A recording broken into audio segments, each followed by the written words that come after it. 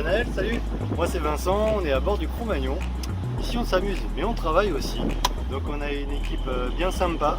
En même temps on essaye de faire attention aux bateaux qui sont un petit peu coordonnés, surtout si c'est un bateau école.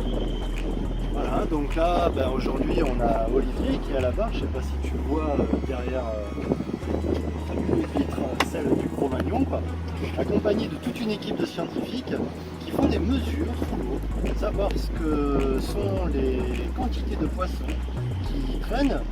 Si on se déplace un petit peu sur le côté, on va avoir un petit câble qui traîne un plongeur. Donc, je ne sais pas ce que ça va donner à la caméra.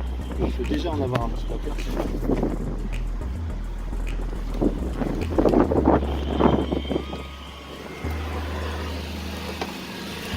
Notre mascotte ici à bord, Arto, à qui on me demandera de ne pas bouger. C'est un bon chien. Après on ne va pas s'avancer plus par l'arrière parce qu'on a un groupe électrogène pour nous produire de l'énergie à bord du bateau. Donc de l'électricité en 220 comme si tu étais à la maison. Et là comme tu le vois on a un câble jaune qui relie notre plongeur jusqu'au bateau. Et dans ce bateau on peut entendre ce que nous dit le plongeur. Donc bien entendu il profite de ses yeux pour nous dire ce qu'il voit. Nous avons une possibilité de communiquer avec lui comme on le ferait avec un talkie-walkie. Donc on demande des informations et d'un côté et de l'autre. Lui nous rapporte ce qu'il voit et on essaye de faire le rapprochement entre la machine qui détecte les bancs de poissons sous l'eau et ce que Jeff, le plongeur qui est au fond, va lui voir et il nous donne l'information. On essaye d'avoir comme ça une corrélation entre les quantités de poissons, les tailles et autres informations, selon qu'on soit sur du sable ou sur un espèce de tapis vert ou pour parler de la Posidonie. Et sinon si on est sur un fond rocheux. Voilà ce que je peux te dire de toutes ces actions à bord de ce bateau. Voilà Nathanaël. Merci Vincent. Ciao ciao.